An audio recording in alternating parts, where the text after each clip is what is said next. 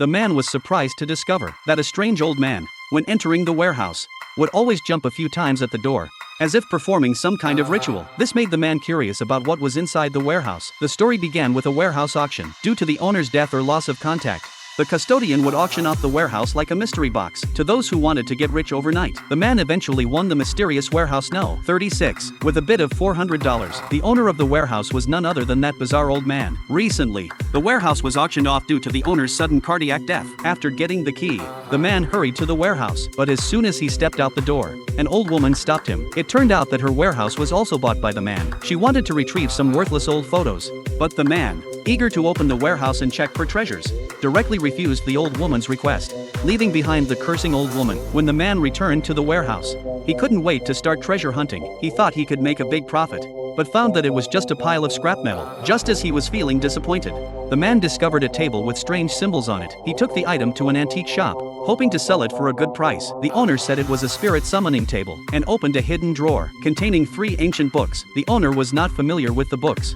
so he called a friend who was a priest. When the priest saw the books, he was stunned on the spot. He said it was an extremely rare set of exorcism scriptures, but one book was missing. The priest promised that if the complete set could be assembled, he would sign a $300,000 check on the spot. Hearing this, the money-hungry man quickly brought the priest back to the warehouse. The two searched high and low for the magic book, but found nothing. At this point, the man inadvertently discovered that the back wall was actually hollow. He was certain the 4th book was inside, so without thinking, he pried open the lock. But the moment he pushed open the iron door, a foul stench hit them. The priest hurriedly lit the candle in his hand and warned the man not to touch anything or speak, but the man couldn't listen at all. The priest had no choice but to walk through the hidden door holding the candle. When they reached the end of the passageway, they saw a female corpse tied to the ground, which was painted with eerie symbols. Something was squirming inside her head, but the greedy man saw the 4th volume of the book right across from him. He ignored the priest's obstruction and broke the symbols on the ground. At this point, the man still didn't know that he had caused a huge disaster. The demon that had been dormant for decades instantly awakened, with the appearance of a tentacle.